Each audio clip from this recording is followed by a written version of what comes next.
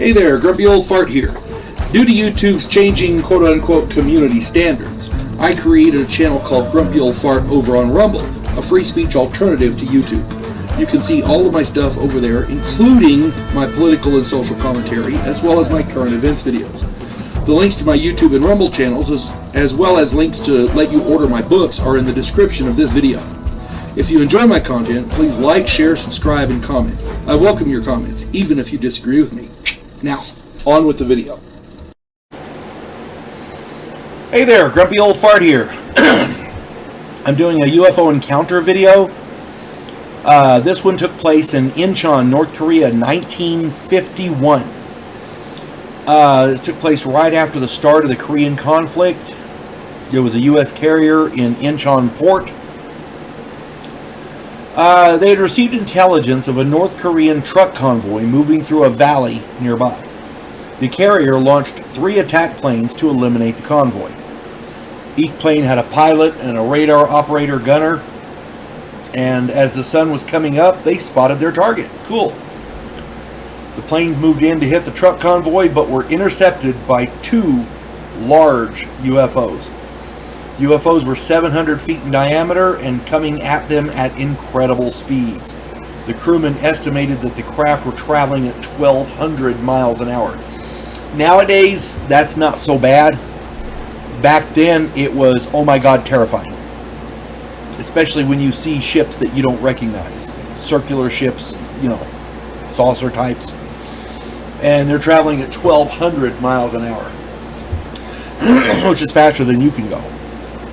One of the gunners tried to fire on one of the UFOs. Because it is wartime footing. For all they knew, this could have been an enemy craft of some kind. He tried to fire on them, but their weapons were jammed. Their weapons didn't function. They tried to call for help, but their radios were also dead. All 3 attack planes experienced the exact same jamming of their systems. It was crazy. And if you're flying along and something like that happens, that's one thing. That's terrifying. But if you're in a wartime footing where people are trying to shoot at you, and you see something you don't know what it is, and suddenly you're helpless, imagine how that must be. I mean, we're talking terrifying times 100. So, 2 of the jets peeled off to return to the carrier. The UFOs continued to follow the lone jet that remained on mission. As this jet flew along, the UFOs circled it as if they were studying the airplane. And then all of a sudden, the UFOs finally sped off and disappeared. By that point, the jet was low on fuel, so it returned to the carrier. All 3 pilots reported that they had experienced the exact same systems failures on each of their jets. Given the amount of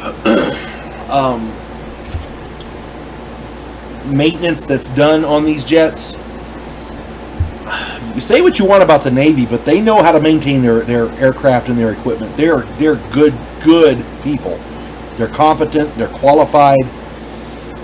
If one of them had a malfunction, okay, it's bad, but I can understand it. If 2 of them had the same malfunction, okay, maybe they got bad parts or something. 3 of them is ridiculous. Because they had multiple systems failures on all 3 planes, and they were exact same failures on all 3 planes. At that point, it's either sabotage or something from these UFOs did it. That's your only options. And given that the UFOs were present, I'm going to go with the UFOs. Just saying. And I'm sure they did as well. Incidents like these plagued aircrews all throughout the Korean War. I've done a number of videos where... I did one video that I recall where American ground troops in Korea fired at a UFO. They could hear their rounds hitting it, ting, ting, ting. So, it was a solid object. But the air crews were plagued all through the Korean War.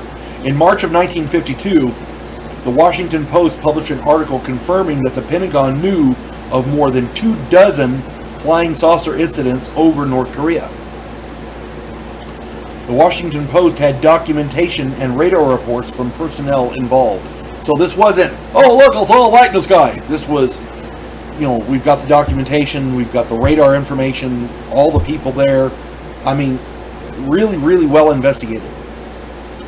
These events were so well documented that they could not be covered up. That's the part that gets me. You have such credible witnesses on a wartime footing when they're alert for everything. They're the ones reporting this stuff. I don't see how it could be faked. Maybe I'm wrong, but that's what I think. Hope this finds everybody well. You folks have a good day. God bless one and all. We elect cookie-cutter politicians every single election cycle. Yes men who maintain the status quo and do just enough to make us believe the system still works. Imagine, if you will, a president who actually tries to fix things. If you like action, political intrigue, and a righteous crusade, check out my political thriller, The Righteous President.